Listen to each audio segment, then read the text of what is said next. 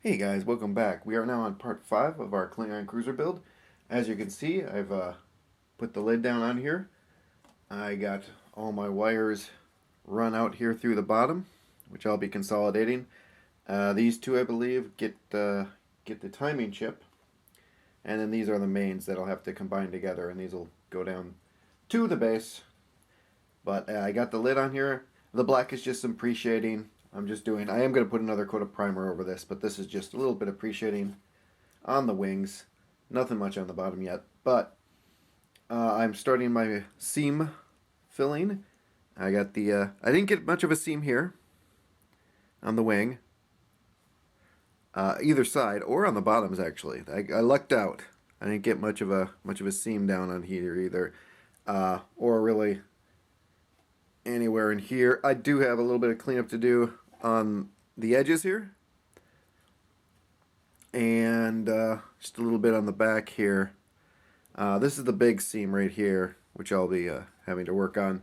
There was a step here, and if I would have tried to file down the step, I'd lose all my detail up in front here, so I'm kind of putting a buffer of putty in between here. This still has to be worked on, but yeah, that's there. And I think that's it. So I'm going to get back to work. I'll be back when I got all the putty work done and I'm ready for primer. Be back in a second. Hey guys, we are done with all of our putty work. Got this seam taken care of, got these two seams taken care of. A little bit more to do on these. But yeah, I got it all done. I got all the pre-shading done here on the top and on the bottom, at least the stuff that I want to get done. There's a little bit more light leak back in this section here that I took care of. And we are ready for primer. All I have to do is put some masks back on here and yeah, tape off the wires here. I don't want to get those, and replace the tape down here too. And I'm going to throw some primer on it. So we'll be back when this thing is fully primed. Be back in a second. Well, we got the primer all done, as you can see here, and I just masked off with silly putty. A lot easier than to muck around with tape, especially around the wires here. And I did the same thing in the rear.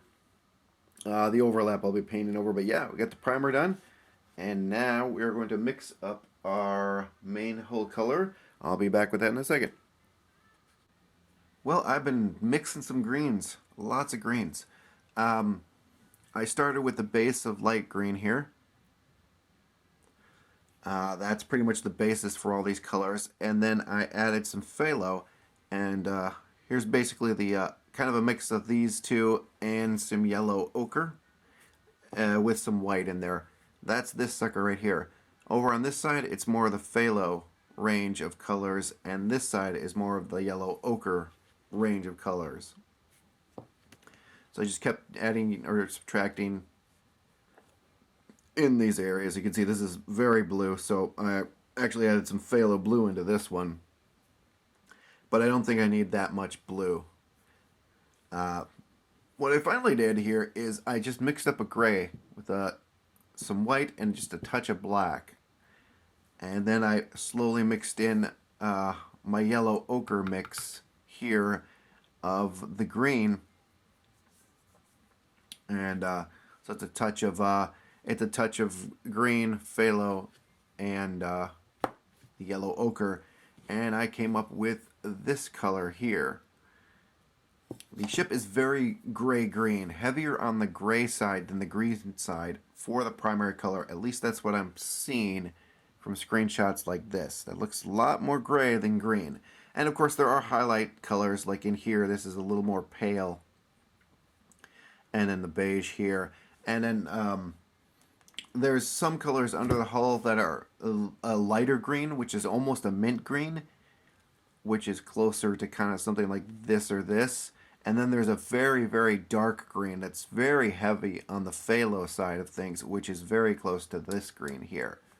So we'll deal with that when we go to do the tertiary colors. Right now I'm focused on the primary hull color, and I think that's fairly close to what I want to go with. So I'm going to mix myself up a nice big batch of that. I'm going to thin it out for my airbrush. You can use many things to thin out your airbrush paint. acrylic airbrush paint. I like to use this Windex, and the reason I like to use it is it dries relatively fast. The Windex evaporates rather quickly.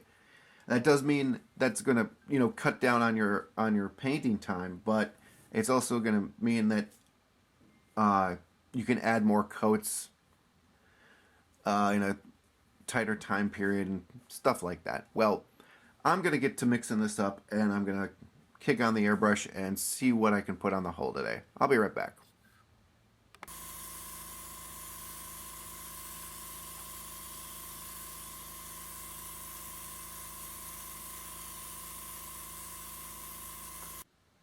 Well, guys, as you can see, just got my primary color. Just got the base coat on there.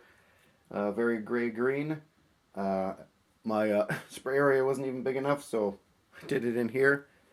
And yeah, it looks pretty good. I'm just going to wait for that to dry.